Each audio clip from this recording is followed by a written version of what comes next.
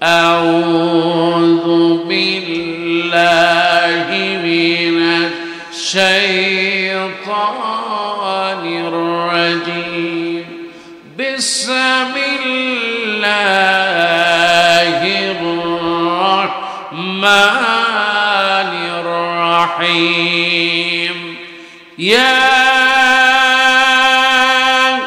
আইয়ুহাল্লাযীনা আমানু তাকুল্লাহ وابتغوا إليه الوسيلة وجاهدوا في سبيله لعلكم تفلحون একটু জোরে বলেন সুবহানাল্লাহ। ও আমার ভাইরা আমার মায়েরা, আল্লাহ রাব্বুল আলামিন সূরা মায়েদার ভিতরে বললেন, নিশ্চয়ই হে ঈমানদারেরা, ইয়া আইয়ুহাল্লাযীনা আমানু, হে ঈমানদারেরা, তার মানে যারাই পড়ে নিয়েছে লা ইলাহা ইল্লাল্লাহু মুহাম্মাদুর রাসূলুল্লাহ সাল্লাল্লাহু, আল্লাহ রাব্বুল আলামিন নিশ্চয়ই যারা এই কালেমা পড়েছে, আমার আল্লাহ রাব্বুল আলামিন তাদেরকে ডাক দিয়ে বলেন, হে ঈমানদারেরা। আমার আল্লাহ রাব্বুল আলামিন কাফের বেঈমান মুশরিকদেরকে বলেন নাই, ইহুদি নাসারাদেরকে বলেন নাই। আল্লাহ রাব্বুল আলামিন যারা সিজদা দেয়, যারা নামাজ পড়ে, যারা রোজা রাখে, যারা ঈমান আনলো, আমার আল্লাহ রাব্বুল আলামিন তাদেরকে ডাক দিয়ে বললেন, ইয়া আইয়ুহাল্লাযীনা আমানু তাকুল্লাহ, হে ঈমানদারেরা, তোমরা ভয় করবা শুধুমাত্র কেবলমাত্র আমার আল্লাহ রাব্বুল আলামিন বলে দিলেন, ভয় করবা কেবলমাত্র যারে তিনি কে। আরো জোরে বলেন কে? আমার ভাইয়ারা, এবার আল্লাহ রাব্বুল আলামিন বলেন, শুধু ভয় করলেই হবে না, ওয়াবতাগু ইলাইহিল ওয়াসিলা, আর দুনিয়ায় নাজাত পাওয়ার জন্য আর আখিরাতে কঠিন মুসিবত থেকে নাজাত পাওয়ার জন্য ওসিলা খোঁজো। কোন পথে তুমি নাজাত পাবে? আমার আল্লাহ রাব্বুল আলামিন আরেকটা ফর্মুলা দিলেন, ওয়াজাহিদু ফি সাবিলিহি, যে পথে তুমি পরকালে ওসিলা চাও ওই পথের জন্য কষ্ট করো, লাআল্লাকুম তুফলিহুন। আল্লাহ রাব্বুল আলামিন বলেন, আল্লাহ বলেন, বান্দারে আমি আল্লাহ রাব্বুল আলামিন তোমারে বিজয় দিয়ে দিব। কোন সুবহানাল্লাহ। বিজয় দেবেন কে? আর হুজুরে বলেন কে? আমার ভাইরা, দুনিয়ায় থাকবো না, দুনিয়া থেকে চলে যাব। আমার আল্লাহ রাব্বুল আলামিন আমাদেরকে ডাক দিলেন, হে ঈমানদারেরা। আমার আল্লাহ রাব্বুল আলামিন ঈমানদারদেরকে বলেছেন, তার মানে হলো আপনি আর আমি জানি আজকের মাহফিলে সবাই ঈমানদার। জোরে কোন সুবহানাল্লাহ। আমরা ঈমানদার, এতে কোনো সন্দেহ? আপনি গরু জবাই দেন কার নামে? সবাই বলেন কার নামে? আপনি মসজিদে গিয়ে আল্লাহু আকবার বলে নামাজ শুরু করেন কার নামে? আপনি যা করতেছেন, ঘুমাতে যাচ্ছেন, কি দোয়া পড়েন? আল্লাহুম্মা বিসমিকা আমুতু, আল্লাহ তোমার নামে ঘুমাই গেলাম। সুবহানাল্লাহ। আল্লাহ পাকের নামে ঘুমাই।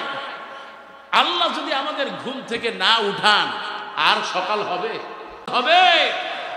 আল্লাহর নামে ঘুমাই গেলাম, আল্লাহ পাক ফজরের নামাজের সময় উঠায় দেন। সুবহান। আমার ভাইয়ারা, আল্লাহ রাব্বুল আলামিন বলেছেন, হে ঈমানদারেরা, ওয়াত্তাকুল্লাহ, ভয় করো শুধুমাত্র আল্লাহকে। আমার আল্লাহ রাব্বুল আলামিন তারপর বলেছেন, ওয়াজাহাদু, তোমরা চেষ্টা চালিয়ে যাও। কোন পথে পরকালে নাজাত পাবে একটু চেষ্টা চালায় যাও, আমি আল্লাহ তোমার চেষ্টাকে কবুল করব। সুবহানাল্লাহ। আজ এই হাজারো জনতা বাড়ি থেকে এই জায়গায় আসলেন, উদ্দেশ্য কি বলে? আমাদের গুনাহ মাফ হয়ে যাবে। সুবহানাল্লাহ। উদ্দেশ্য হলো আল্লাহ, ওই যে মাহফিল হয়েছিল, মাহফিলে গিয়েছিলাম, দুইটা চোখের দুই ফোঁটা পানি ছেড়েছি, আল্লাহ যদি ওই পানিটা কবুল হয়ে যায় আমারও তুমি মাফ করে দাও বলি আমিন। এছাড়ার উদ্দেশ্য আছে আমার ভাইয়েরা। এই জন্য আল্লাহ রাব্বুল আলামিন মুমিনদেরকে সব সময় আল্লাহ ভালোবাসেন। আমার আল্লাহ রাব্বুল আলামিন মুমিনদের সাথেই আছেন। আমার আল্লাহ রাব্বুল আলামিন মুমিনদেরকে পছন্দ করেন। আল্লাহ রাব্বুল আলামিন বলেন, ইয়া আইয়ুহাল্লাযীনা আমানুস্তাঈনু বিস-সাবরি ওয়াস-সালাহ ইন্নাল্লাহা মা'আস সাবিরিন। একটু জোরে বলুন আল্লাহু আকবার। আল্লাহ রাব্বুল আলামিন কোরআনুল কারীমের মধ্যে বলেন, ইয়া আইয়ুহাল্লাযীনা আমানুস্তাঈনু, হে ঈমানদারেরা। এই জায়গায় আল্লাহ আপনার কথা বললেন, সুবহানাল্লাহ। হে ঈমানদারেরা, তোমরা ধৈর্য এবং নামাজের মাধ্যমে সাহায্য চাও। আমি আল্লাহ রাব্বুল আলামিন ধৈর্যশীলদের সাথে আছি। সুবহানাল্লাহ। ধৈর্যশীলদের সাথে আছে কে? আমার ভাইরা, শুধু তাই না, আমার আল্লাহ রাব্বুল আলামিন বলেন, নিশ্চয়ই যেই যুবক ঈমান আনবে আর ভালো কাজ করবে, আমার আল্লাহ রাব্বুল আলামিন জান্নাতের ওয়াদা দিয়েছেন। সুবহানাল্লাহ। আল্লাহ রাব্বুল আলামিন বলেছেন, ইন্নাল্লাযীনা আমানু ওয়া আমিলুস সালিহাতি কানাত লাহুম জান্নাতুল ফিরদাউসি নুজুলা। আল্লাহ রাব্বুল আলামিন বলেন, নিশ্চয়ই যুবক, মা তোমাকে বলে মা খেয়াল করো। আল্লাহ রাব্বুল আলামিন বলেন, নিশ্চয় যারা ঈমান আনবে, কালেমার পথে থাকবে, আমার আল্লাহ রাব্বুল আলামিন বলেন তারপরে ভালো আমল করবে, নেক আমল করবে, আল্লাহ রাব্বুল আলামিন বলেছেন আমি আমার ওই বান্দা বান্দির জন্য আমি আল্লাহ জান্নাতুল ফেরদাউস দিয়ে দিব। কোন সুবহানাল্লাহ। জান্নাতুল ফেরদাউস দিয়ে দিবে কে?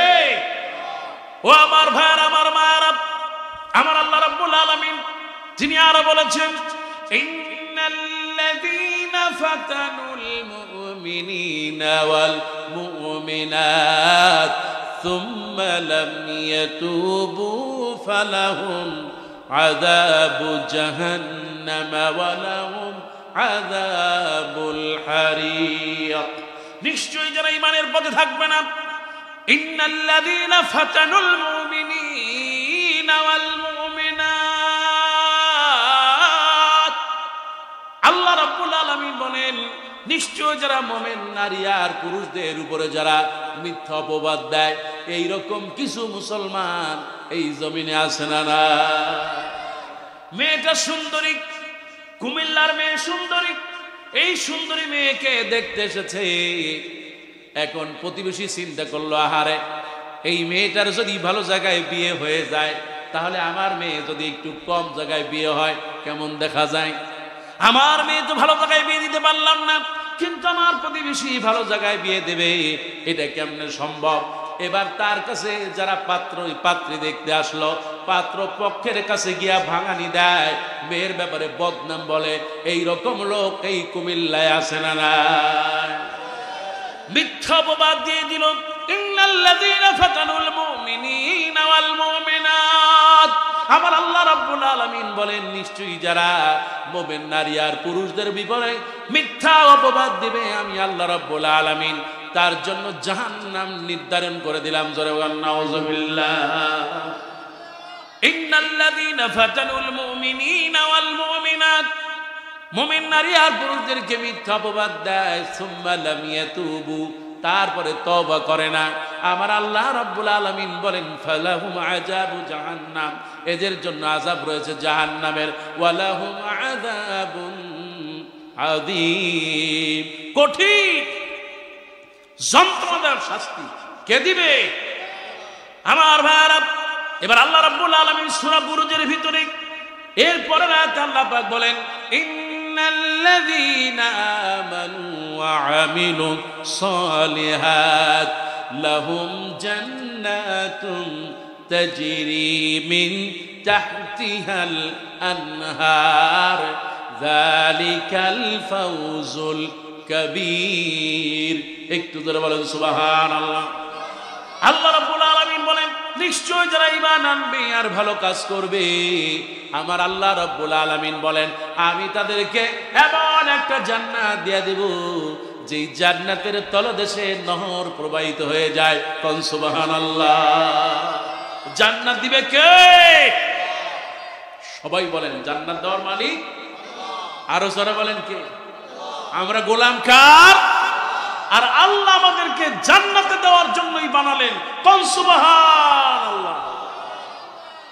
মেয়ে আপনার, মেয়েকে আপনি ছোটকাল থেকে সুন্দর করে বড় করলেন, পড়াশোনা শিখালেন, তাকে সুন্দর একটা পাত্রর কাছে দিয়ে দেবেন। কিন্তু মেয়ে যদি মোবাইলে প্রেম করে, পরকীয়া করে, অন্য একটা কুলাঙ্গার সন্তানের সাথে চলে যায়, তার দায়ভার কি বাবা নেবে? ওই মেয়ে যেরকম তার বাবার মান সম্মান ধুলায় মিশাই দিয়েছে, আমার আল্লাহ পাক আপনাকে জান্নাতের জন্য বানালেন, কিন্তু আপনি দুনিয়ার নাজ নিয়ামত সব আল্লাহর ভোগ করলেন, কিন্তু ইবাদত করলেন না, শয়তানের ফাঁদে পড়ে আল্লাহর নাফরমানি করেছেন। এমন লোক আছে না নাই? আমার ভাইয়েরা, এই জন্য আল্লাহ পাক বলেছেন, হে দুনিয়ার মানুষেরা, হে ঈমানদারেরা, এই ঈমানদারটা একটা বড় পরিচয়। আল্লাহ পাক বলেন, قد أفلح المؤمنون الذين هم في صلاتهم خاشعون। এই সেই ঈমানদারেরা, আল্লাহ পাক বলেন ঈমানদাররা সফল হয়ে গেছে। তারা, তাদের কাজ হলো তারা নামাজের ভিতরে বিনয়ী হয়ে যাবে। কোন সুবহানাল্লাহ। ঈমানদার সফল ঈমানদার, আবার ব্যর্থ ঈমানদার আছে। আল ঈমানু ইয়াজিদু ওয়া ইয়ানকুস, ঈমান বাড়ে আবার ঈমান কমে যায়। আজকের মাহফিলে আজকে যারা আসতেছেন, এসেছেন, আল্লাহ ঈমান বাড়ায় দাও, বলি আমিন।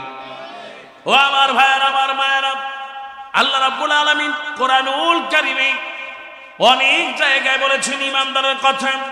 আল্লাহ রাব্বুল আলামিন বলেন, নিশ্চয়ই যারা ঈমান আনবে, ইন্নাল্লাযীনা আমানু ওয়া আমিলুস সালিহাত, আমার আল্লাহ রাব্বুল আলামিন বলেন যারা ঈমান আনবে আর ভালো কাজ করবে।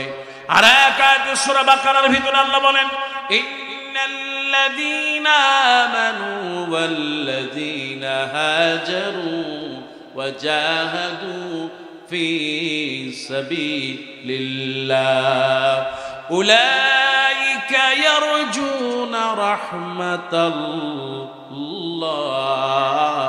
ওয়াল্লাহু গফুরুর রহিম। আল্লাহ পাক বলেন, নিশ্চয়ই যারা ঈমান আনবে, ওয়াল্লাযীনা হাজারু, আজ যারা হিজরত করবে। আজ এই বাংলাদেশে আহারে গত 16টা বছর বাড়ি থাকতে পারে নাই, বাড়ি ছেড়ে মামলার ভয়ে, হামলার ভয়ে গ্রাম ছাড়া হয়েছে, এমন লোক আছে না নাই? হ্যাঁ মুসলমান, জোরে বলেন আছে না নাই? 16টা বছর এত নির্যাতন চালিয়েছে, মা তার সন্তানকে কোলে নিয়ে ঘুমাতে পারে নাই, ঠিক কি না? মা চিন্তা করেছে, এই বুঝি আমার সন্তানকে ধরে ডাকাতরা নিয়ে গেল, এই বুঝি তারে মামলা দিয়ে দিল, এই বুঝি তারে গুম করলো, এমন সংখ্যা আছে না না? আল্লাহ পাক বলেন, ইন্নাল্লাযীনা আমানু, নিশ্চয়ই যারা ঈমান আনে, ওয়াল্লাযীনা হাজারু, যারা হিজরত করে। আর আল্লাহ পাক বলেন, ওয়া জাহাদু ফিস সাবিলিল্লাহ,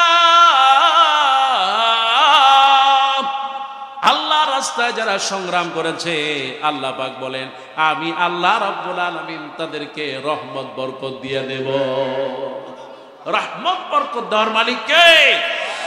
আমার ভাইয়ারা, আমার আল্লাহ রাব্বুল আলামিন সূরা মায়েদার ভিতরে আপনার কথাই তাই তো বললেন, ইয়া আইয়ুহাল্লাযীনা আমানু, এক নাম্বার বললেন ঈমানদার।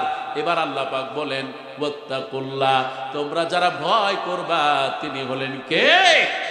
আল্লাহ পাক বলেন আল্লাহকে ভয় করো। হযরত আলী রাদিয়াল্লাহু তাআলা আল্লাহর নবীর জামাই, সুবহানাল্লাহ খান। এই আলী রাদিয়াল্লাহু তাআলা তিনি বর্ণনা করেছেন যার ভিতরে 4টি গুণ পাওয়া যাবে। জোরে বলেন কয়টা? আল্লাহ নবী বিশ্ব নবী বলেছেন 4টি গুণ যার মধ্যে পাওয়া যাবে।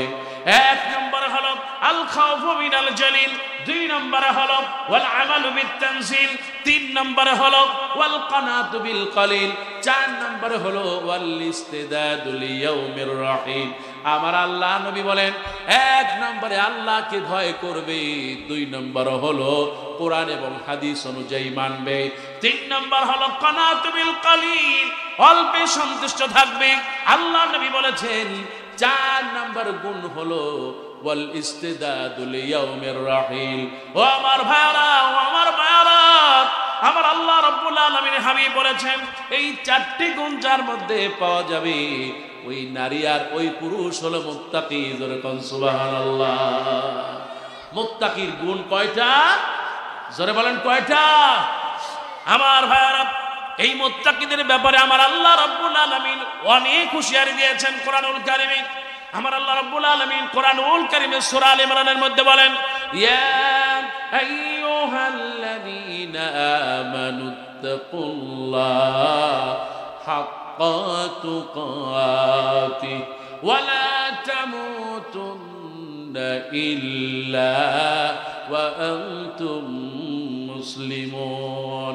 আল্লাহ পাক বলেন হে ঈমানদারেরা, তোমরা আল্লাহকে ভয় করো যেমনি করে ভয় করা, আর খবরদার খবরদার মুসলমান না হয়ে এই কবরের সীমানায় আসবে। তার মানে হলো মরতে হলে মুত্তাকি হওয়া লাগবে, মরতে হলে মুসলমান হওয়া লাগবে। মুসলমান না হয়ে মারা যাবে। আমার ভাইয়েরা, আল্লাহ নবীর সাহাবী হযরত সাদ ইবনে মুআজ রাদিয়াল্লাহু তাআলা, একটু খেয়াল করেন এত মর্যাদাপূর্ণ একজন সাহাবী। এই সেই সাহাবী আল্লাহর নবীর সাহাবী হযরত সাদ ইবনে মুআজ। নবীজি তাকে এত ভালোবাসতেন, আল্লাহ রাব্বুল আলামিন এই পৃথিবীতে নবীকে পাঠিয়েছেন আর নবীর সাথে কত সাহাবী দিয়েছেন। নবীকে ভালোবাসতেন যারা তারাই সাহাবী। সুবহানাল্লাহ খান। এই নবীকে এত ভালোবাসতেন সাহাবীরা, আমার আল্লাহ রাব্বুল আলামিন বলেছেন রাদিয়াল্লাহু আনহুম ওয়া রাদু আনহু। আমার আল্লাহর উপরে এই সাহাবীরা সন্তুষ্ট আর এই সাহাবীরাও আল্লাহর প্রতি সন্তুষ্ট। সুবহানাল্লাহ। আল্লাহ নবীকে ভালোবাসতেন। নবীজির মহব্বত ছাড়া জান্নাতে যাওয়া যাবে? আরো জোরে বলেন যাবে? আল্লাহ নবীকে ভালোবাসতেন। এই সাহাবীরা এত বেশি ভালোবাসতেন আর আমল করতেন, কারণ তারা হলেন ঈমানদার। আমার আল্লাহ নবী বিশ্ব নবী রাহমাতুল লিল আলামিন এমনই একজন সাহাবীর ঘটনা বর্ণনা করছেন। হযরত সাদ ইবনে মুআজ রাদিয়াল্লাহু তাআলা এত মহব্বত আর ভালোবাসার একজন সাহাবী ছিলেন। হযরত আব্দুল্লাহ ইবনে উমর রাদিয়াল্লাহু তাআলা তিনি বলেন একজন সাহাবীর ঘটনা আমরা শুনলাম। কুন্না মা'আন নবী সাল্লাল্লাহু আলাইহি ওয়াসাল্লাম, আমরা আল্লাহর নবীর সঙ্গে মদিনায়। হঠাৎ করে আল্লাহর নবীর সাথে আমরা বের হয়ে গেলাম। নবীজি জানাজার জন্য বের হয়ে গেলেন।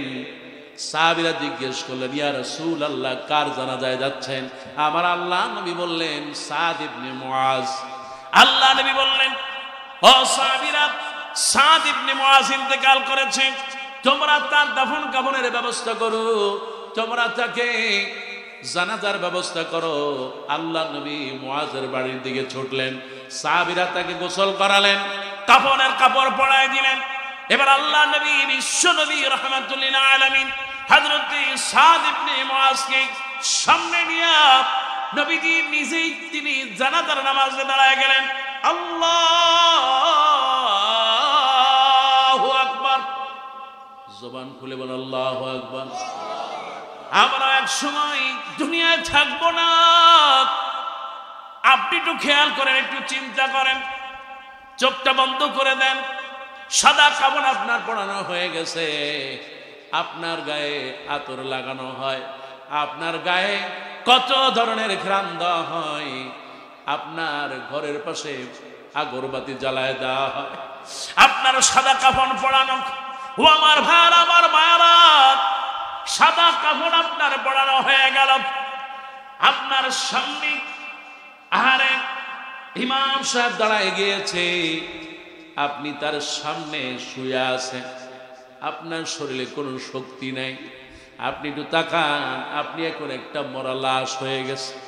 এই সে আল্লাহর নবীর সাহাবী হযরতে সাদ ইবনে মুআজ রাদিয়াল্লাহু তাআলা, আল্লাহ নবী তার সামনে দাঁড়ায় গেলেন, জানাজার নামাজে দাঁড়ায় গিয়েছেন। এবার বিশ্ব নবী রাহমাতুল লিল আলামিন তার নামাজ পড়ালেন, কবরের কাছে আল্লাহ নবী নিজেই গেলেন।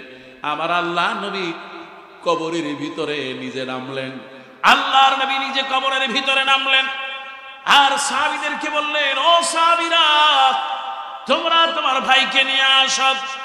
চারজন সাহাবী হযরত সাদের লাশটা নিয়ে আসলেন, তার মধ্যে একজন আবু বকর আর একজন ওমর, আর পিছনে যেই দুই লাশ বহন করে নিয়ে আসতেছেন তার একজন হযরতে ওসমান আর একজন হযরতে আলী। কয়জন হলো? ও আমার ভাইয়ারা, আমার মায়েরা, চারজন সাহাবী হযরত সাদের লাশটা বহন করে নিয়ে আসতেছেন।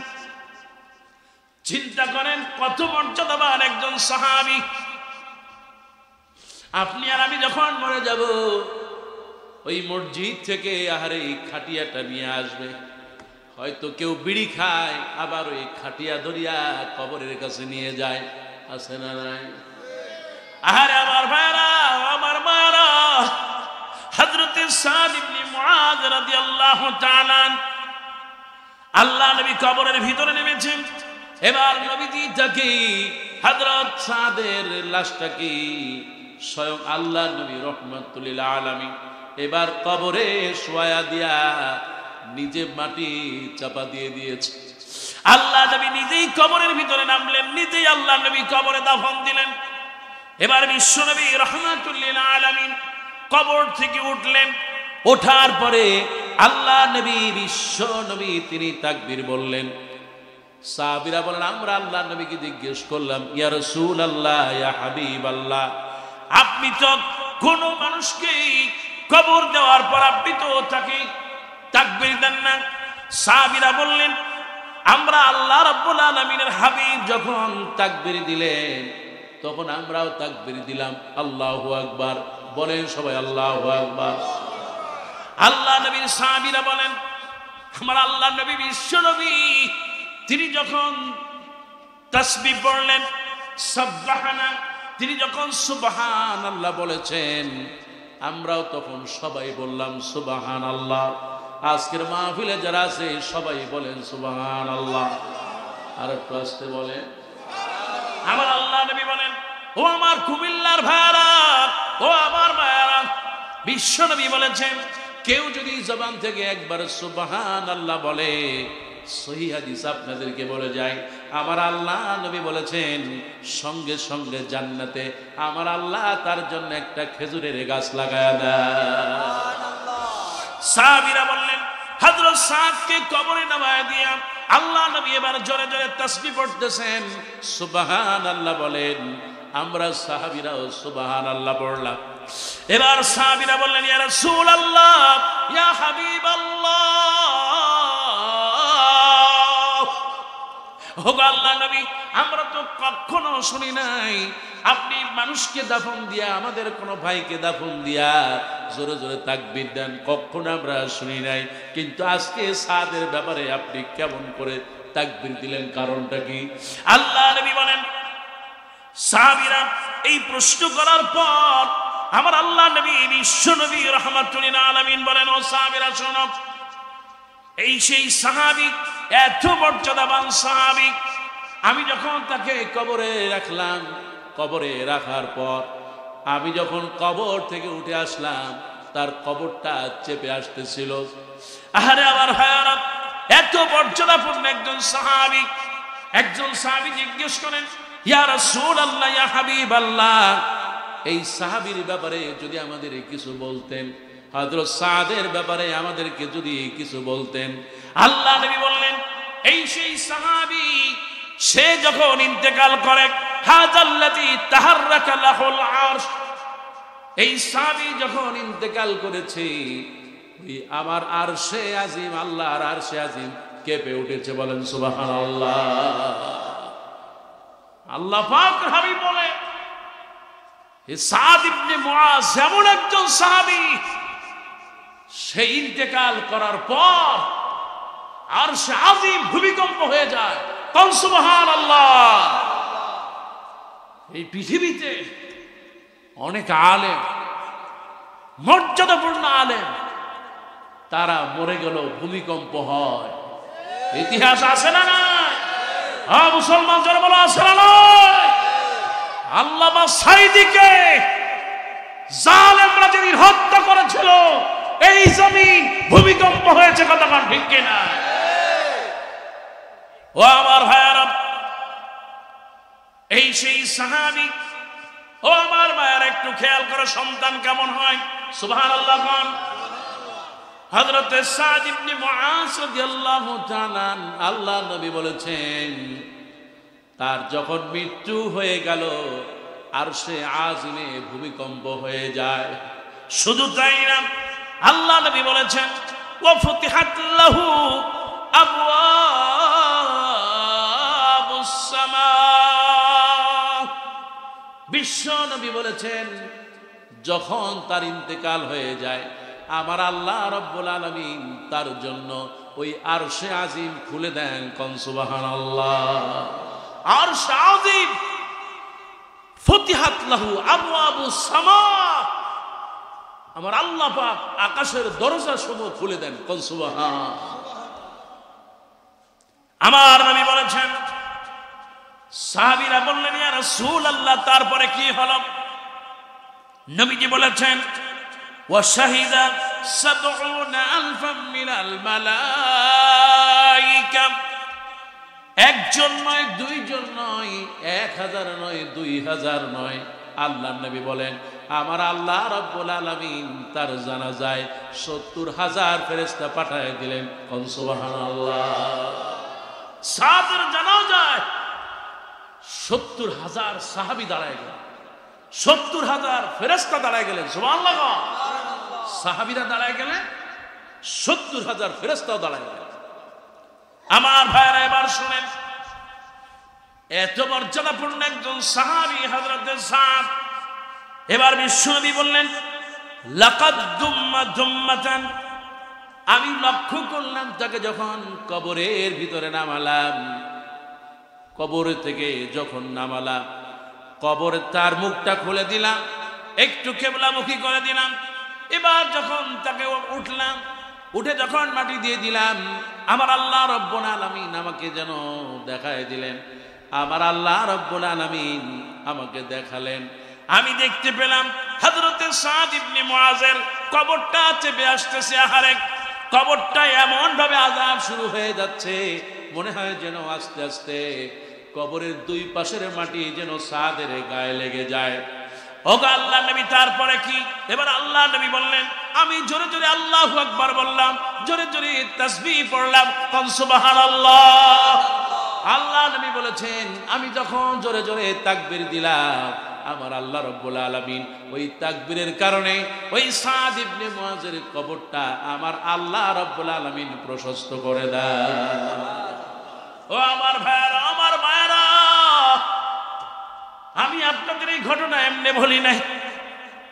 দুনিয়ায় থাকবো না, দুনিয়ার থেকে আমাদেরকে ওই কবরে যাওয়া লাগবে। মা চলে গিয়েছে, বাবা চলে গিয়েছে, জায়গা জমি টাকা পয়সা সব রেখে দাদাও চলে গেছে। আহারে, কত মায়ের সামনে সন্তান চলে গেল, কত সন্তানের সামনে বাবা মা চলে গেল। সবাই আমরা কবরে বাসী চলে যাব, কিন্তু দুনিয়ায় কি আমল করে গেলাম, কি রেখে গেলাম? আমার ভাইয়ারা, দুনিয়ায় তো থাকবো না। আমার ওই দিনের একটা ঘটনা মনে পড়ে যায়, অনেক পুরনো একটা ঘটনা। আহারে, আমি যখন পড়তেছিলাম আরব বইয়ের ভিতরে ঘটনাটা এমনি ভাবে এসেছে।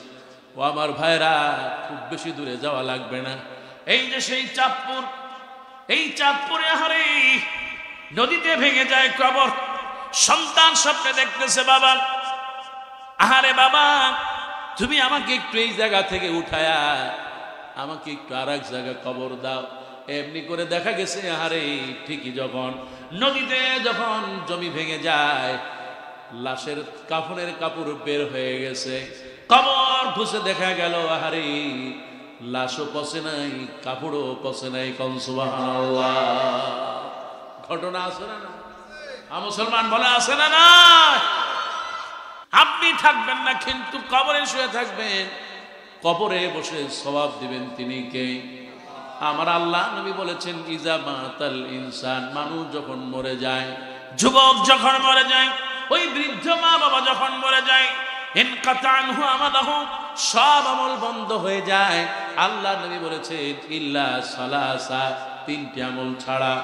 এক নম্বর হলো সদকায়ে জারিয়া, আপনি যদি পানি খাওয়ানোর ব্যবস্থা করে দেন, মানুষকে যদি গাছ লাগায় দিয়ে যান, কোন ধরনের উপকার করেন, সদকা জারিয়া যদি রেখে যেতে পারেন, আল্লাহ নবী বললেন কবরে শুয়ে থাকবেন কিন্তু আমল নামায় সব পৌঁছাতে থাকবে। কোন সুবহানাল্লাহ।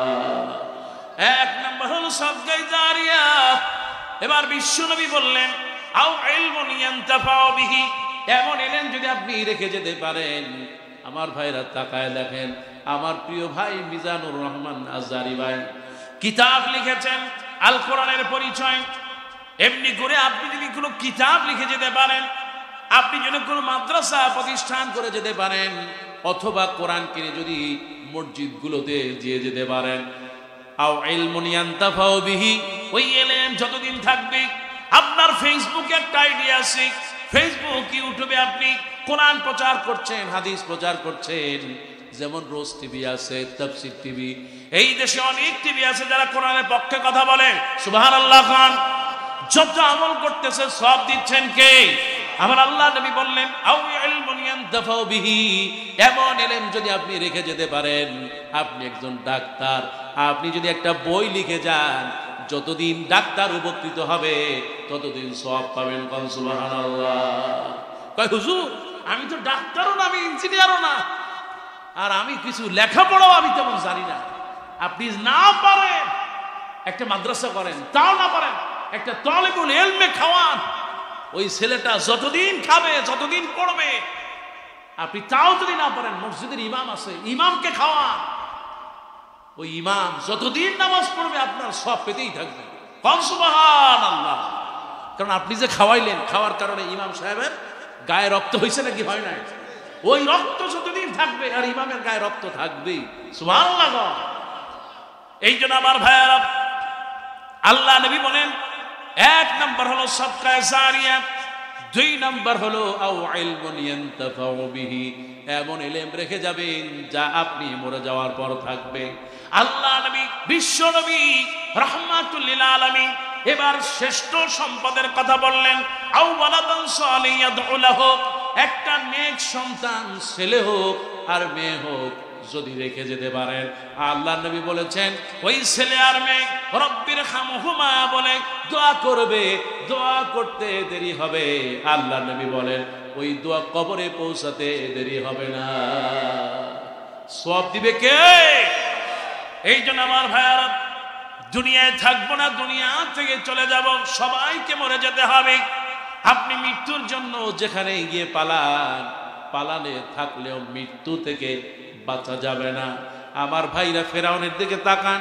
এই ফেরাউনকে আমি যখন দেখলাম, আরে ফেরাউন মৃত্যু থেকে পালাতে চেয়েছে কিন্তু মৃত্যু থেকে পালাতে পারে, আবার কবরের আযাব থেকে নাজাত পাওয়ার চেষ্টা করেছে। তার মৃত্যুর সময় সোনা গয়না অনেক কিছু দিয়েছে। আপনি যদি পিরামিডে যান, এই পিরামিড হলো একটা কবর। পিরামিড কি? পিরামিড হচ্ছে রাজা বাদশাদের কবর। সুবহানাল্লাহ। আমরা তো গরিব মানুষ, আমাদের কবর হলো মাটি।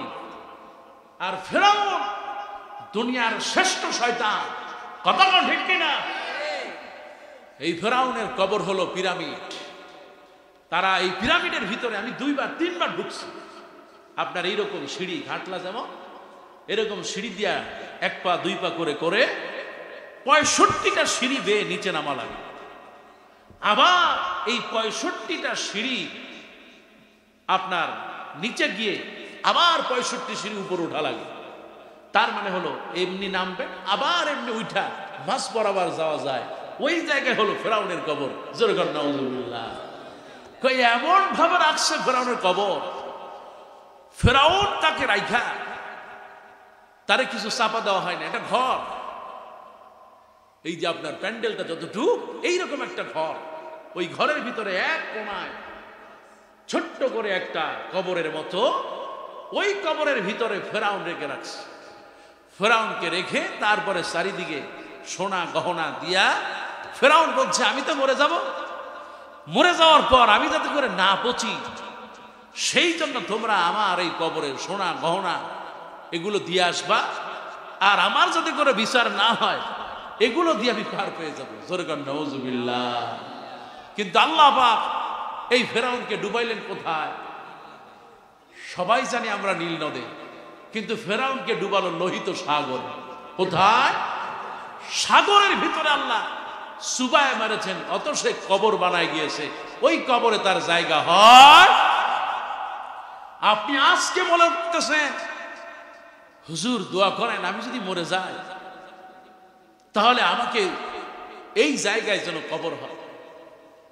আর একজনের জমি দখল করে আপনি যদি নিজে কবরের জায়গা নিতে চান, ভাগ্যে ওই কবর নাও হতে, আর যদিও কবর হয়, যার 1 বিঘার জমি আপনি দখল করবেন, 1 বিঘা আইল ঠেলবেন, কিয়ামতের দিন আল্লাহ পাকের হাবিব বলেন 7 আসমান জমিন তার গলায় বেঁধে দেওয়া হবে। জোরে কর নাউজুবিল্লাহ।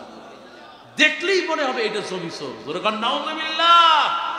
এই জমি চোর, ভূমিদস্যু আমাদের দেশে আছে না নাই? মুসলমান জোরে বলা আছে না নাই?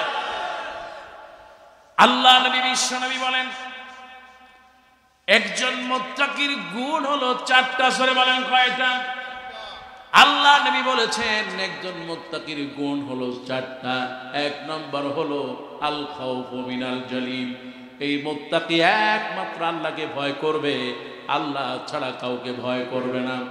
আল্লাহ পাক বলেছেন, ইন্নাল্লাযীনা ক্বালু রাব্বুনাল্লাহ, নিশ্চয়ই যারা বলবে আমার রব আল্লাহ, সুম্মাস্তাকামু, তারপরে অবিচল থাকবে, তাতানাজ্জালু আলাইহিমুল মালায়েকা, আল্লাহ পাক বলেন আমি আল্লাহ রাব্বুল আলামিন তাকে ফেরেশতা দিয়া সাহায্য করব। কোন সুবহানাল্লাহ। আল্লাহ বলেন শুধু তাই না, ওয়া আবশিরু বিল জান্নাতিল্লাতী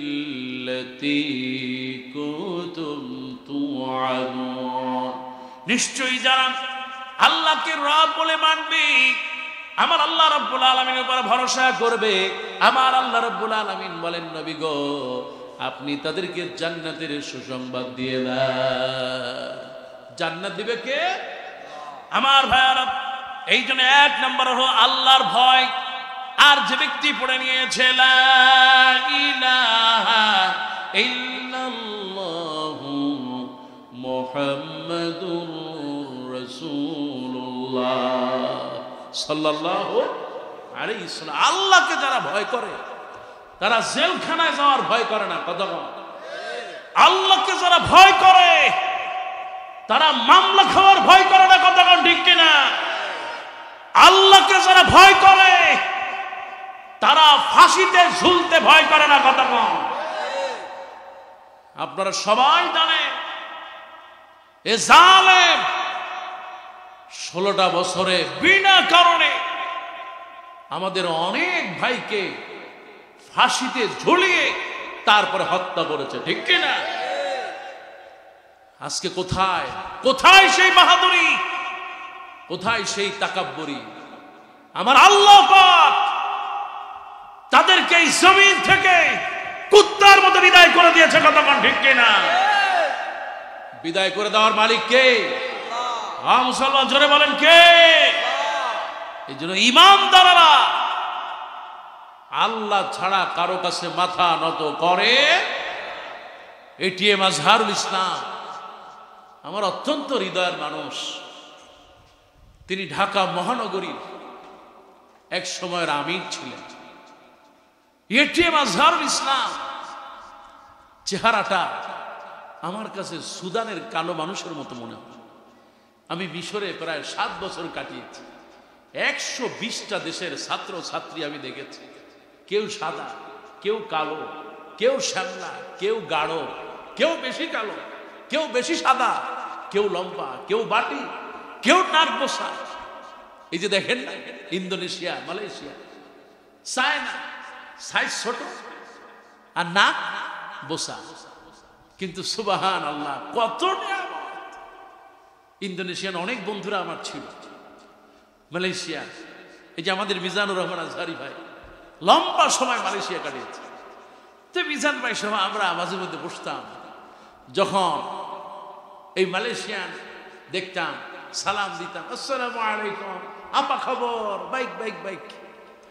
আমরা বলতাম কেমন আছো, আপা খবর মানে হলো কেমন আছো, তখন তারা বলতো বাইক বাইক বাইক, বাইক মানে হলো ভালো আছে। সুবহানাল্লাহ, কি বিনয়। সাইজ খুব ছোট, কিন্তু তাদের মধ্যে বিনয় কে দিয়েছে? এই যে সুদান, আফ্রিকা, মানুষগুলো এত কালো, বেলাল, সুবহানাল্লাহ, চেহারাটা কত কালো, কিন্তু ইমানের বাতি গোটা বিশ্ব জুড়ে জ্বলছে। সুবহানাল্লাহ। আমার ভাইয়ারা, এটিএম আজহারুল ইসলাম, চেহারাটা কালো, কিন্তু ইমানের তেজ দেখেন। তিনি বলেন, আমি যখন শুনলাম আমার রিভিউর পরেও আমাকে ফাঁসির রায় দিয়েছে, তখন আমি পড়ে নিলাম আলহামদুলিল্লাহ। প্রশংসা কার? জোরে বলেন প্রশংসা কার? আপনি আলহামদুলিল্লাহ বললেন। ডাক্তার গিয়েছে তার কাছে প্রেসার মাপার জন্য, কারণ এমন একটা সংবাদ যে শোনে তার প্রেসার কি ঠিক থাকে? ডাক্তার বলতেছে, আমি প্রেসার মাপলাম, তার ডায়াবেটিস মাপলাম, প্রেসার মেপে দেখলাম, আমার তো মনে হয়েছিল প্রেসার কন্ট্রোলের বাইরে চলে যাবে। এবার ডাক্তার বলতেছে, স্যার আপনার প্রেসার কি হতে পারে? বলে আমার প্রেসার ঠিক আছে, আলহামদুলিল্লাহ। সবাই কোন আলহামদুলিল্লাহ। এবার ডাক্তার জিজ্ঞেস করতেছে, স্যার আপনার, আমার জীবনের ঘটনা বলি স্যার, আমি আমার জীবনে যত মানুষ দেখেছি ফাঁসির রায় হওয়ার পর সকলের পেরেশানি বেড়ে যায়। আহারে একটু পরে ফাঁসি হয়ে যাবে, কয়দিন পর ফাঁসি হয়ে যাবে, পেরেশানিতে প্রেসার বেড়ে যায়। কিন্তু স্যার আল্লাহর কসম করে বলি, আমি আপনার প্রেসার ভেবে দেখলাম, আপনার সকালে যেই প্রেসার ছিল, আপনার প্রেসারটা এখনো কন্ট্রোলে আছে। সুবহানাল্লাহ। স্যার এটা কি করে সম্ভব? এবার তিনি বললেন, এটিএম আজহারুল ইসলাম বলেন, ডাক্তার সাহেব, আমি তো আমার কাপড় চোপড় গুলো গোছায় নিয়েছি, আমি আমার কাপড় চোপড় গুলো ফ্যামিলিকে দিয়ে দিয়েছি, কারণ আমি জানি আমার ফাঁসি হয়ে যাবে। আমার আত্মীয় স্বজনের কাছ থেকে আমি ক্ষমা চেয়ে নিয়েছি। আমি যে ঋণগ্রস্ত ছিলাম, কারণ আমি জানি যদি কেউ শহীদ হয়ে যায় তার সব গুনাহ মাফ হয়ে যাবে, কিন্তু তার দেনা ঋণগ্রস্ততা মাফ হবে না। এই জন্য আমি আমার যা ছিল, জমি জমা যতটুকু ছিল, আমি বিক্রি করে হলো মানুষের ঋণ মুক্ত করে দিয়েছি। তার কারণ আমি জানি আমার ফাঁসি হয়ে যাবে, আমি মরে যাব। আমি তো আগেই প্রস্তুতি নিয়েছিলাম আমার ফাঁসি হয়ে যাবে, আমি স্বাভাবিক ছিলাম এই কারণে, কারণ আমি আমার শহীদ হয়ে যাব। তামাম পৃথিবীতে যে আল্লাহর দিকে কিবলামুখী হয়ে মানুষ নামাজ পড়ে, যেই কাবামুখী হয়ে নামাজ পড়ে, আমি আমার ওই আল্লাহর সাথে সাক্ষাৎ করব, এর চাইতে মোহাব্বত আর ভালোবাসার কিছুই হতে পারে না। আমি স্বাভাবিক ছিলাম এই কারণে আমার ফাঁসির রায় শোনার পরেও প্রেসার বেড়ে যায় নাই। সুবহানাল্লাহ। যারা আল্লাহর জন্য, ইসলামের জন্য, কোরআনের জন্য, ইসলামী দ্বীনের জন্য কষ্ট করে, তাদের কোনো কষ্ট থাকে? এ কোরআন কার? মুসলমান সবাই বলেন কোরআন কার? আর এই জমিনটা কার? আর আমরা গোলাম কার? কাজী এই জমিনে আইন চলবে কার? আল্লাহর এই জমিনে কায়েমের জন্য, ইসলামের জন্য যদি ফাঁসিতে ঝোলা লাগে, যদি রক্ত দেওয়া লাগে, যদি জেলখানায় যাওয়া লাগে, কারা কারা রাজি আছি? দুই হাত তুলে দেখা।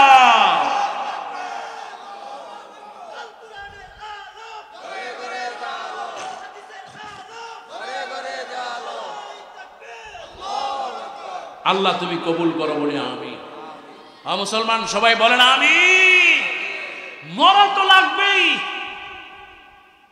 ওই পায়খানায় পড়ে মরে লাভ কি? হাসপাতালে গিয়ে মরে লাভটা কি? বরং আল্লাহর জন্য, ইসলামের জন্য, কোরআনের জন্য যদি শহীদ হয়ে যেতে পারি, মরলে এপারে দুনিয়া আর ওপারে জান্নাত দিবে কি? আমার ভাইয়ারা, তাই তো বলি, এক নাম্বার হলো আল্লাহর ভয়। এই আল্লাহর ভয়টা অন্তরে থাকা লাগবে। আর আল্লাহর ভয় যার ভিতরে থাকবে, আমার আল্লাহ রাব্বুল আলামিন বলেন, ফালা খাউফুন আলাইহিম ওয়ালা হুম ইয়াহজানুন। তাম পৃথিবীতে যারা আল্লাহকে ভয় করবে, আল্লাহ পাক বলেন তাদের কোনো চিন্তাও নাই, কোনো কষ্টও হবে না। ভয়ও নাই আর কোনো কষ্টও নাই, পেরেশানি নাই। কোন সুবহান।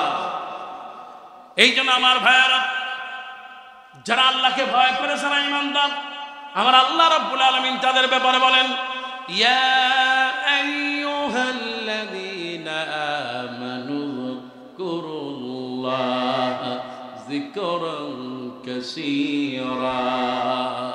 আল্লাহ পাক বলেছেন, বান্দারে জিকির করবা।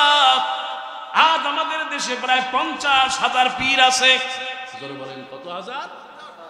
এই 50,000 পীর, সেই পীরের কাছে যাবেন, সেই আপনাকে জিকির দেবে। আপনি সারসিনা দরবারে যাবেন, একরকম জিকির। সরমনাইতে যাবেন, একরকম জিকির। ওই দিন মাহফিলে ফরিদপুরে গেলাম, 8 পড়শি যান, ওই জায়গায় আর এক রকম জিকির। এই কুমিল্লায় পীর আছে, ওই পীরের কাছে যাবেন, একরকম জিকির। আছে না নাই? কিন্তু আবার আল্লাহ পাক আপনাকে জিকির শেখায় দিলেন। সুবহানাল্লাহ খান। আল্লাহ রাব্বুল আলামিন বলেছেন, তোমরা জিকির করবা, বেশি বসে জিকির করবা। আমিও যতগুলো তাফসীর পড়েছি, তাফসীরে মুনির, এই তাফসীরটা লিখেছেন ইমাম ওয়াহাব আজ-জুহাইলি রাহিমাহুল্লাহ, দামেস্কের বড় আলেম। তিনি তাফসীরে মুনির লিখেছেন।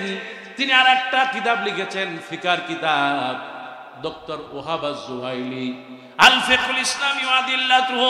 অনেক বড় কিতাব, 10 খণ্ডের। তিনি ফিকার কিতাব লিখলেন, তাফসীর লিখলেন।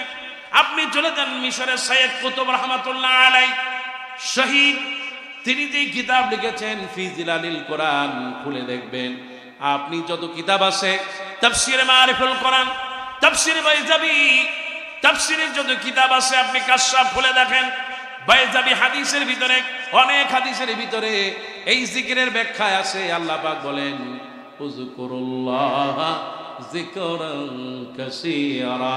তার মানে হলো আমল করবা, যে ভালো আমল করবে সেই আল্লাহ জিকির করবে। কোন সুবহানাল্লাহ। জিকির সাধারণত 5টা অর্থে আল্লাহ পাক ব্যবহার করেছেন। এক, আমলে সালেহ, ফাযকুরুনি আযকুরুকুম। তোমরা নেক আমল করো, ভালো কাজ করো, আল্লাহকে স্মরণ করো, আমি আল্লাহ তোমাকে নিয়ামত দিয়ে স্মরণ করব। কোন সুবহানাল্লাহ। জিকির মানে হলো সালাত। জিকির মানে কি? নামাজ। জিকির মানে, আল্লাহ পাক সূরা জুমা নাজিল করলেন। আল্লাহ পাক বলেন, ফাইজা নুদিয়া লিস-সালামি ইয়াউমিল জুমআহ। জুমার দিনে যখন ডাকা হয়, ফাসআউ ইলা যিকিরিল্লাহ। সব কাজ ছেড়ে আল্লাহর জিকিরের মধ্যে, মানে নামাজের মধ্যে ঢুকে যাও। কোন সুবহানাল্লাহ। আর আমাদের দেশে জিকির হয় মানে আজান হয়, নামাজ হয়, তারপরেও অনেক মুসল্লি আছে আজান হলেও দোকান খোলা রাখে, আসে না নাই? অথচ জুমার দিন, বরকতের দিন, দোয়া কবুলের দিন। দোয়া কবুল করবে কে? আমার ভাইয়ারা, জুমার দিন জিকিরের দিন, দোয়া করার দিন, সালাত আদায়ের দিন। আমার আল্লাহ নবী বলেছেন, জুমার দিনে কেউ যদি দোয়া করে, আমার আল্লাহ রাব্বুল আলামিন হাবিব বলেন, একটা সময় দোয়া করলে আল্লাহ রাব্বুল আলামিন কবুল করে না। জুমার দিনটা এত মর্যাদার, বিশ্বনবী বলেছেন কেউ যদি আহারে জুমার দিনে মসজিদে চলে যায়, কানা লাহু বিকুল্লি ফুতওয়াতিন আমালা সানাতিন আজরু সিয়ামিহা ওয়া কিয়ামিহা।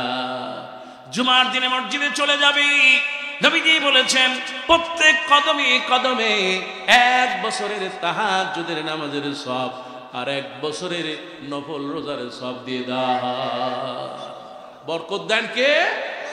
অথচ এই মানুষ 5 ওয়াক্ত নামাজে যায় না, জুমার দিন কোনো মতে যায় তাও একেবারে পিছনে। এমন মুসল্লি আছে না? তার মানে আপনি মসজিদে গেলেন না, জিকির থেকে দূরে থাকলেন, আর মসজিদে গেলেন আল্লাহকে স্মরণ করলেন, এটাই জিকির হয়ে গেল। সুবহানাল্লাহ। 1 নম্বর আমলে সালেহ, জিকিরের 2 নম্বর অর্থ হলো সালাত, আর জিকিরের 3 নম্বর অর্থ হলো এই কোরআন। সুবহানাল্লাহ। আমার আল্লাহ রাব্বুল আলামিন কোরআনুল কারীমের বলেন, নাহনু নাযালনা যিকরা ওয়া ইন্না লাহু লাহাফিজুন। আল্লাহ পাক বলেন এই কোরআন নাযিল করেছি আমি আল্লাহ, এই কোরআনের হেফাজতের দায়িত্ব আমি আল্লাহ নিলাম। সুবহানাল্লাহ। জিকিরের 3 নম্বর অর্থ হলো কোরআন। 3 নম্বর অর্থ কি? এবার আল্লাহ রাব্বুল আলামিন হাবিব বলেন জিকিরের আরেকটা অর্থ হলো আল-লাফযু বিল লিসান, জবান থেকে আপনি উচ্চারণ করবেন সুবহানাল্লাহ ওয়ালহামদুলিল্লাহ লা ইলাহা ইল্লাল্লাহু আল্লাহু আকবার ওয়ালিল্লাহিল হামদ। সুবহানাল্লাহ। দোয়া, তাসবিহ, তাহলিল সকালে সন্ধ্যায় দুপুরে ঘরে বাইরে সব সময় জিকির হবে কার? নামাজ শেষ হয়ে গেল, রাসূলুল্লাহ বলেন বসবা, দোয়া পড়বা, তারপরে আয়াতুল কুরসি পড়বে, সূরা কাফিরুন পড়বে, ইখলাস পড়বে, সূরা ফালাক পড়বে, সূরা নাস পড়বে। রাদিতু বিল্লাহি রাব্বা ওয়া বিল ইসলামি দীনা ওয়া বিনবিয়িনা মুহাম্মদ সাল্লাল্লাহু। আল্লাহ নবী বললেন ফাতেমা দোয়া পড়বা, আল্লাহুম্মা ইন্নী আলা যিকরিকা ওয়া শুকরিকা ওয়া হুসনি ইবাদাতিক। আমার আল্লাহ নবী দোয়া শিখায় দিয়েছেন, দোয়াগুলো পড়বেন, কারণ আমার আল্লাহ রাব্বুল আলামিন বলেন ফাসাব্বিহ বিহামদি রাব্বিকা ওয়াস্তাগফির। একটু জোরে বলুন সুবহানাল্লাহ। আপনার একটা অন্তর আছে, কালব আছে, আমার আল্লাহ রাব্বুল আলামিন বলেন ইন্না আকরামাকুম ইনদাল্লাহি আতকাকুম। তোমাদের মধ্যে মর্যাদাবান সেই ব্যক্তি যার অন্তরটা পবিত্র হয়ে যায়, আল্লাহ তারে মর্যাদা দিয়ে দেয়। কোন সুবহানাল্লাহ। মর্যাদা দেয় কে? ও আমার ভাইরা, এই জন্য জিকির সকালে দুপুরে সন্ধ্যা রাতে। ঘর থেকে বের হচ্ছেন সালাম দিয়ে বের হন, ঘরে ঢুকবেন সালাম দিয়ে বের হবেন, ঘরে বের হবেন সালাম দিয়ে ঢুকবেন, সালাম দিয়ে কেউ জানাজা মরে গেছে জানাজায় চলে যাবেন, জিকির হয়ে যাবে। কোন সুবহানাল্লাহ। একজন রোগী আছে, রোগী দেখতে যাবেন, আল্লাহ নবী বললেন একটা জিকির হয়ে গেল। সুবহানাল্লাহ। আমার ভাইরা সেই জন্য জিকির করবেন। রাতের বেলা ঘুমায় গেছেন, ওযু করে ঘুমাতে যাবেন, বিশ্ব নবী বলেছেন 2 জন ফেরেশতা 2 পাশে দাঁড়ায় যাবে আর বলবে আল্লাহ মাফ করে দাও। ফজর হওয়ার সঙ্গে সঙ্গে আমার আল্লাহ আপনাকে মাফ করে দিবেন। কোন সুবহানাল্লাহ। যা করবেন জবানে যা বলবেন সব লিখিত হয়ে যায়। কোন সুবহানাল্লাহ।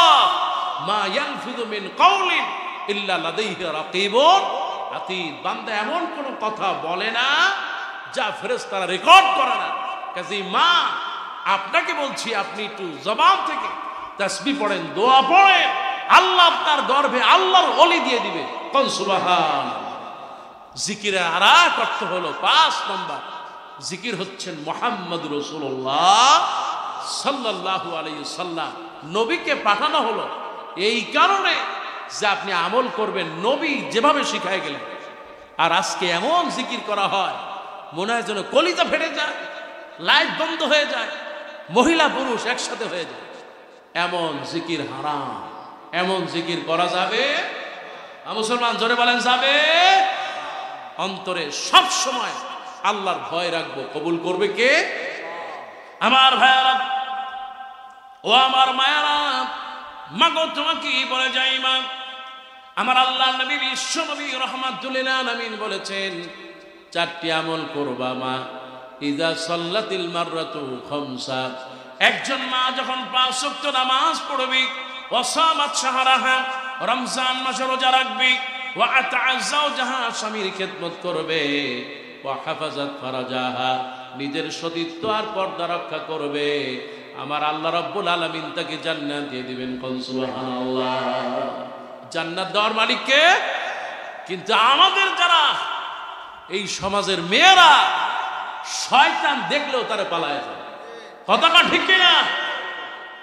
কারণ তার চেহারা, কুমিল্লার মেয়ে চেহারা সুন্দর, কিন্তু এমন আলকাতরা মুখে মাখায়, ওটারে কি কয়?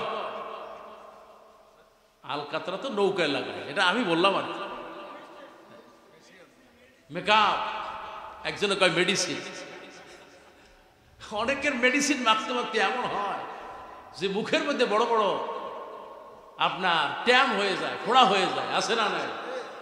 এই যে এখন তো আবার অনলাইনে কি ব্যবসা শুরু হয়েছে, মহিলারা ঘরের ভিতরে বসে অর্ডার দেয় আর ওগুলা আনে মাখে, কয় ভাবি কি যে মাখছি আল্লাহ জানে। আগে যা ছিল চেহারা, এখন ছাল এক পল্লা উঠা ঠসকা পড়ে গেছে, আছে না? কিছু মেয়েরা আছে আহারে দামি মোবাইল দিয়া খালি সেলফি তোলে তোলে তোলে আর ওই ফেসবুকে ঢুকায়। কথাটা ঠিক কিনা? হারাম, হারাম। আল্লাহ পাক এই মেয়েদেরকে হেফাজত করুক বলে আমি। আর একটু জোর বলে না আমি। আমার ভাইরা, আমার মায়েরা, খবরদার মায়েরা, স্বামীর আমানত নষ্ট করা যাবে। আমার মায়েরা খেয়াল করো মা, আল্লাহর নবী বিশ্ব নবী রাহমাতুল লিল আলামিন তার স্ত্রী হযরত হাফসা বিনতে ওমর, এই হাফসার কাছে কিছু আমানত রাখলেন। আজ এই সমাজে অনেক স্বামী আছে স্ত্রীর কাছে টাকা পয়সা আমানত রাখে, অনেক কথা আমানত রাখে, অনেক দলিল পত্র আমানত রাখে, কিন্তু অনেক স্ত্রী আছে ওই আমানত গুলা নষ্ট করে ফেলে। কথা বলা আছে না নাই? ওই হুজুর আছে মানে বিদেশে আছে স্বামী, টাকা যা পাঠায় সব বউর অ্যাকাউন্টে ঢোকে, আর স্বামী আসার আছে সে আর একজনের সাথে পরকিয়া কইরা ফুরুত, সেও তার অ্যাকাউন্ট হয়ে যায়। কথা কাল আছে না নাই? এই কুমিল্লাতে এমন প্রবাসী নাই? হ্যাঁ মুসলমান আছে না নাই? তুমি তোমার মাকে ধুইয়া, তুমি তোমার বাবাকে রেখে, আহারে কষ্টের ভাই, ছোটবেলায় তুমি যেই ভাইরে একটা মশার কামড় ভাইতে দাও নাই, যেই ভাইটা তোমার জন্য এত কিছু করলো, সেই ভাইকে তুমি ভাই না বলে করে তোমার স্ত্রীর নামে সব পাঠাইলা। মা শীতের মধ্যে একটু কম্বল কিনবে, সেই পয়সা মায়ের নাই, আর তুমি বিদেশ থেকে শাশুড়ির জন্য সৌদি আরবের কি নরম কম্বল, মা শীতে খাতা পায় না আর শাশুড়ি নরম কম্বলে ঘুমায়। এমন কুলাঙ্গার জামাই আমার বাংলাদেশে না। মুসলমান জোরে বলা আছে না? তুমি চিন্তা করো না, কামা তুদিন তুদান, তুমি যা করবা তাই তুমি পাবা। হুজুর আমি পাবো কেমনে? তুমি আর একটু বড় হও, বিদেশ থেকে আসবে, ছেলে তো তোমার বড় হয়ে গেছে, সেও বিয়ে করবে, সেদিন তুমি বুঝবে তোমার মা বাবার সাথে যে কষ্ট দিয়েছ ঠিক তুমি তার দ্বিগুণ পাবে, এতে কোনো সন্দেহ। আর যে স্ত্রীকে এত বেশি তুমি প্রিয় মনে করেছ, আমি বলবো না, আমি বলবো না স্ত্রীকে ভালোবাসবা না, স্ত্রীকে তার জায়গা রাখবে। সুবহানাল্লাহ। স্ত্রী হচ্ছে একটা বিড়ালের মতো, তাকে ভালোবাসবে, মহব্বত করবে, আদর করে খাওয়াবে। রাসূলুল্লাহ বলেছেন, কোন স্বামী যদি স্ত্রীকে মহব্বত করে খাওয়ায় দেয়, আল্লাহ রাব্বুল আলামিন ওই খাওয়ানোর বিনিময়ে একটা সদকার সওয়াব দিয়ে দেয়। সুবহানাল্লাহ। তো আস্তে কইলেন কেন? জোরে কন্না সুবহানাল্লাহ। কয় হুজুর খাওয়ানোর অভ্যাস তো নাই। কই খাওয়াবো কেমন? কই এই পেতনিরে খাওয়াবো, বউ হয়ে যায় পেতনি। আর যার সাথে পরকিয়া সে যদি কালাও হয়, কই হুজুর পরি পরি। আছে না নাই?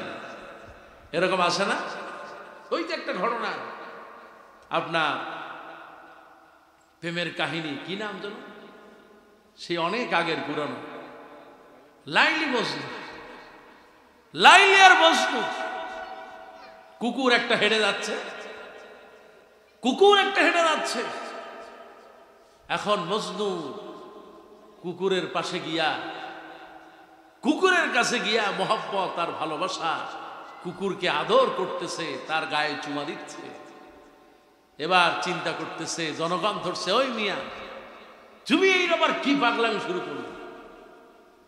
আমি পাগলামি করি নাই, আমার চোখ দুইটা যদি তোমার খুলে দিতাম তাহলে এটা তুমি কুকুর দেখতা না, এটা আমার প্রেমিকারই দেখতাম। আস্তাগফিরুল্লাহ। আছে না নাই?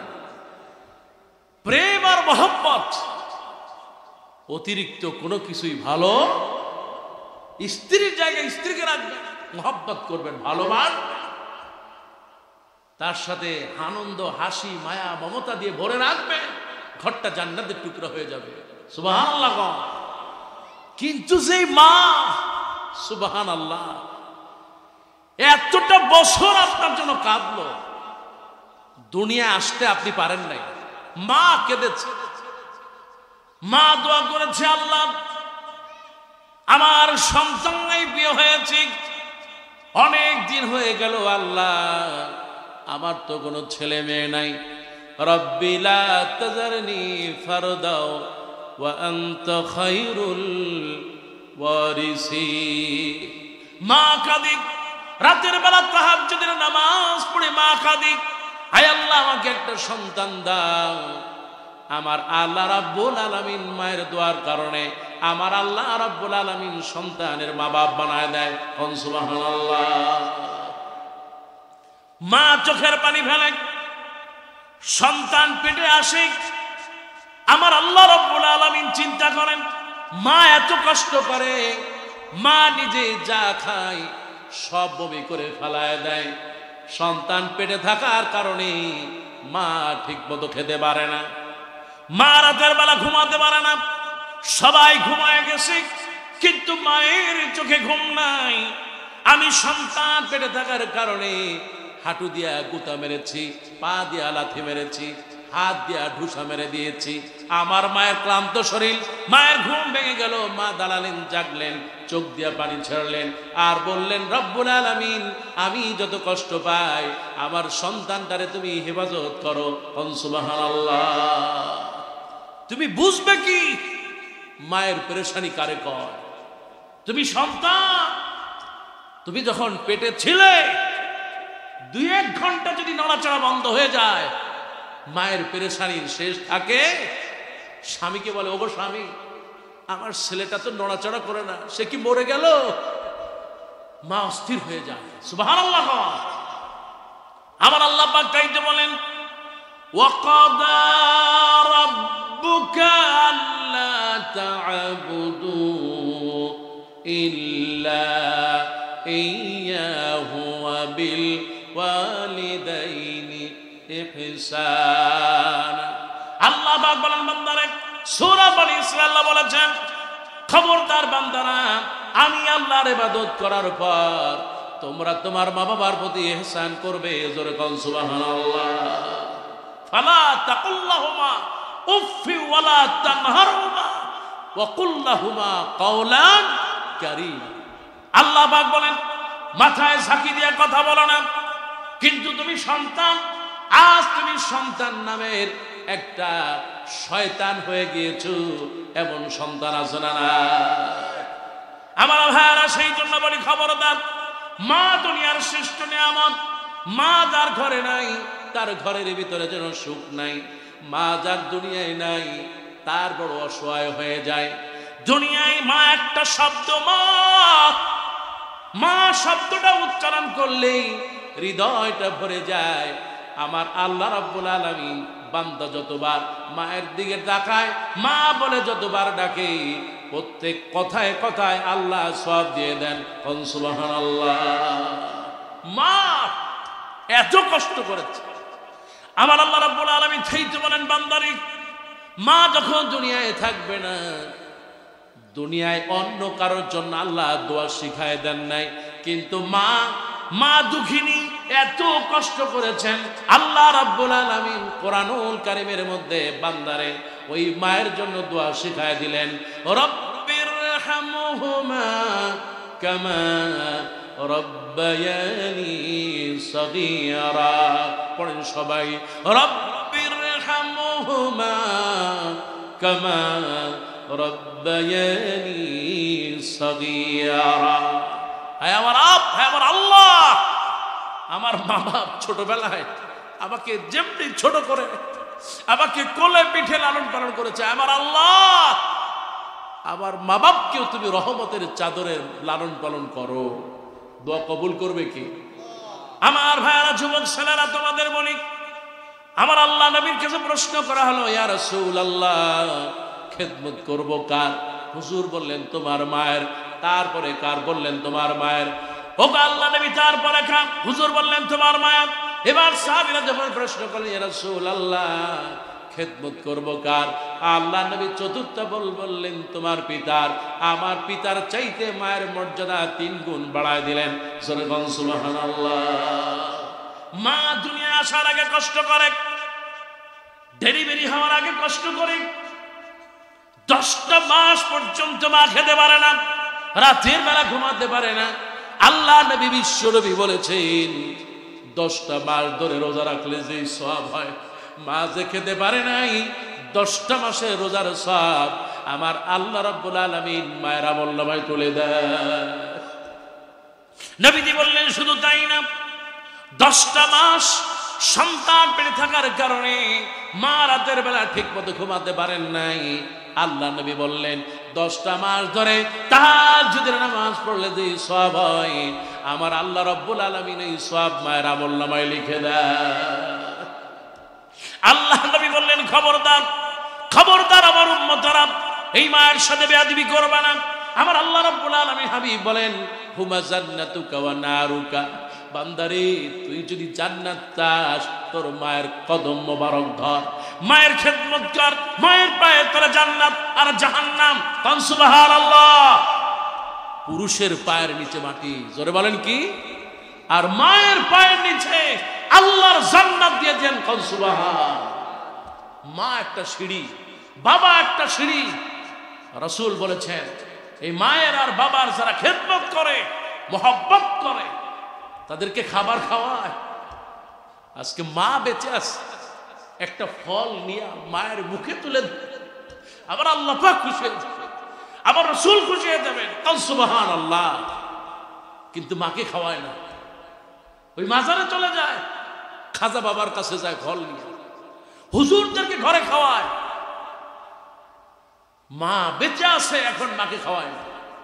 মা মরে যাওয়ার পর তারপরে জায়গা জমি বিক্রি করে তারপরে মায়ের নামে 40 খাওয়াবো, এমন লোক আছে না? খবরদার, খবরদার। যদি ভাগ্য বদলাতে হয়, যদি কিসমতটা বদলাতে হয়, মা বাবার খেদমতের কোনো বিকল্প। যুবক ভাইরা, আমার বোনেরা, মা বাপ যাদের বেঁচে আছে খেদমত করবেন, কিসমত বদলাই দিবেন কে? আর মা বাবার প্রতি নাফরমানি করবেন। যে স্ত্রী বিয়ে করবেন সেও নাফরমানি করবে, মা বাবার সাথে বেয়াদবি করবেন, জীবনের শান্তি পাওয়া লাগবে। যেখানে যাবেন অপদস্থ আর লাঞ্ছিত হবে। আর মা যদি দোয়া করে, আমার রাসূল বলেছেন পৃথিবীর 3 জনের দোয়া কবুল হয়ে যায়, মুস্তাজাবুদ দাওয়াত। আল্লাহ নবী বলেছেন 3 জনের দোয়া কবুল হয়ে যায়। মুসাফির, কেউ যদি অনেক দূর থেকে আসে, মুসাফির অনেক দূর থেকে সফরের জন্য আসে, আমার আল্লাহ নবী বলেছেন একজন মুসাফিরের দোয়া আল্লাহ কবুল করে না। বিশ্ব নবী বলেছেন শুধু তাই না, নবীজি বললেন মাজলুম যদি দোয়া করে, যে ব্যক্তি মাজলুম হয়ে যায়, আহারের সমাজে অনেক চেয়ারম্যান মেম্বার আছে, টাকা পয়সা খেয়ে আর একজনের বিরুদ্ধে রায় দিয়ে দেয়, আছে না নাই? গ্রামে অনেক মাতব্বর আছে, পয়সাওয়ালা শক্তিওয়ালা আছে, গ্রামের গরিব মানুষ, মাজলুম মানুষ। আমার আল্লাহ নবী বলেন, কোন মাজলুম যদি দোয়া করে আমার আল্লাহ রাব্বুল আলামিন ওই দোয়া কবুল করতে দেরি করেন না। কোন সুবহানাল্লাহ। 16টা বছর আমাদের উপরে কি জুলুম করেছে, কথা কন ঠিক কিনা? হায়রে জুলুম!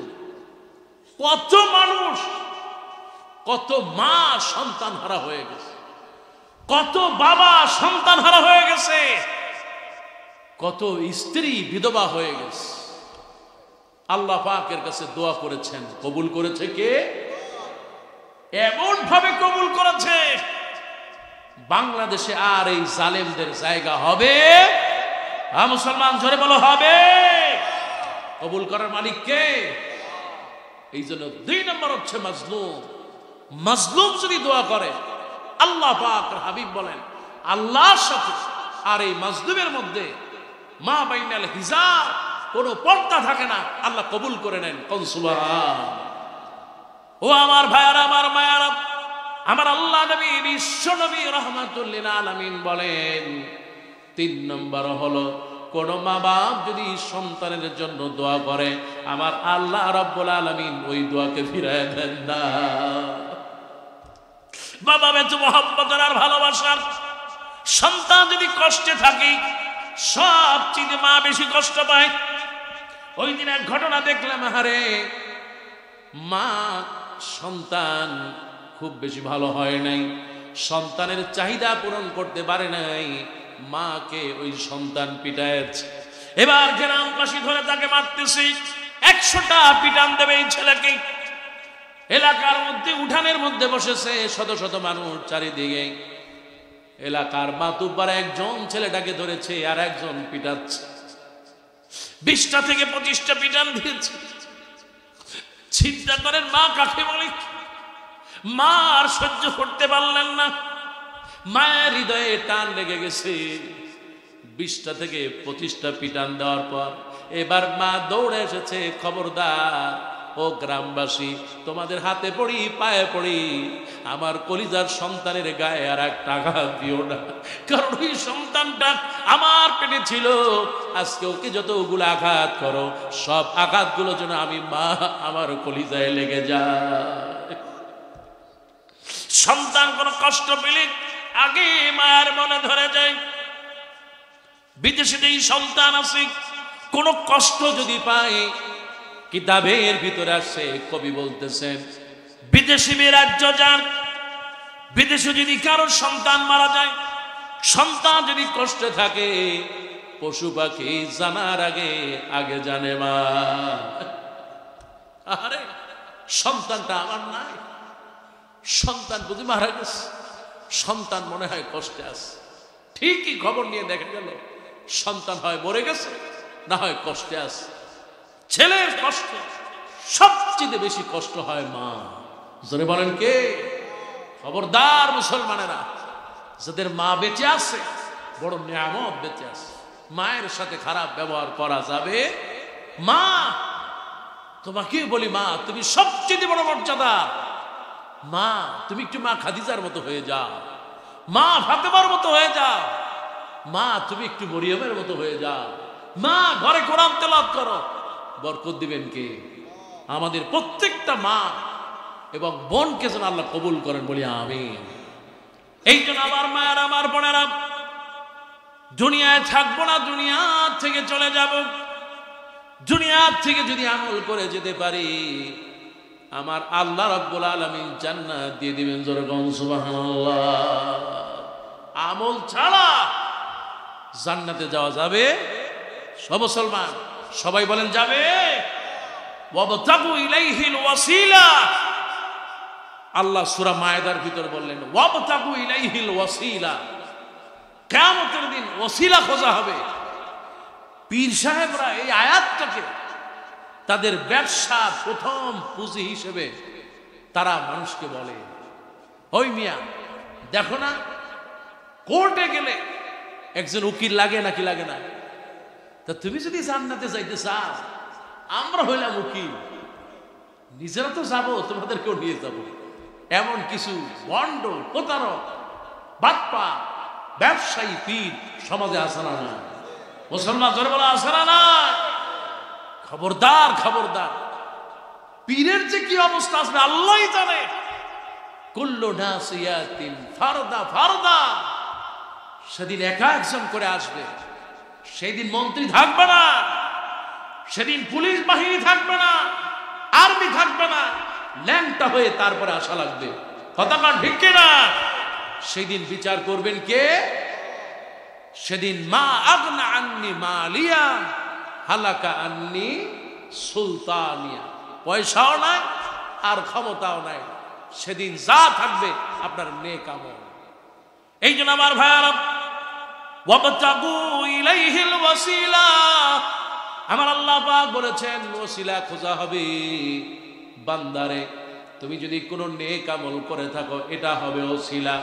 রাতের বেলা সবাই ঘুমায় গেছি, আল্লাহ নবী বলেন কেউ যদি 3টি আমল করে, তুতইমুত তাআম, মানুষকে খাওয়াও, ওয়া সাল্লি ওয়ান নাসু নিয়াম, রাতের বেলা সবাই ঘুমায় যায়, তুমি একটু দাঁড়ায় তাহাজ্জুদের নামাজ পড়ো, ওয়া আফসুস সালাম, আর মুসলমানের সাথে দেখা হলে সালাম দাও।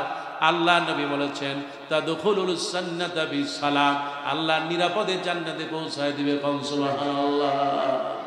ওসিলা আপনার ভালো কাজ, আপনার আমল, আমল ছাড়া কোনো কিছু দিয়া জান্নাতে যাওয়া যাবে?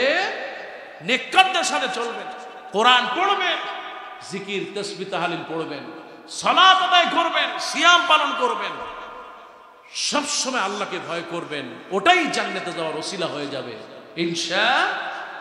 আর যত পারেন আল্লাহর রাস্তায় নিজের জান এবং মাল কোরবানি দেওয়ার আকাঙ্ক্ষা করবেন, আল্লাহ বরকত দিয়ে দিবেন। আল্লাহ কবুল করুন, বলে আমিন।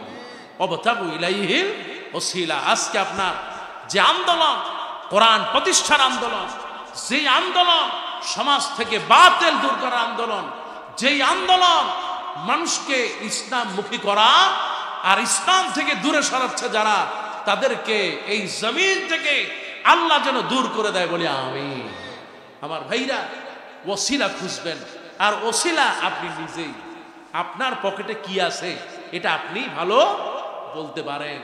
রাসূলুল্লাহ বলেছেন বয়স 40 হওয়ার পর তারপরে যদি লোকটা ভালো না হয়, মনে করতে হবে সে জাহান্নামের পথেই হাঁটছে। এই জন্য এখন আমাদের বয়স হয়ে গেছে, আসুন নিজেকে মাপি। ও আনফুসাকুম ওয়া আহলিকুম নারা, নিজে বাঁচো আর জাহান্নাম থেকে পরিবারকে বাঁচাও। আল্লাহ পাক যেন আমাদেরকে, আমাদের পরিবারকে জাহান্নাম থেকে বাঁচানোর তৌফিক দেয়, বলে আমিন।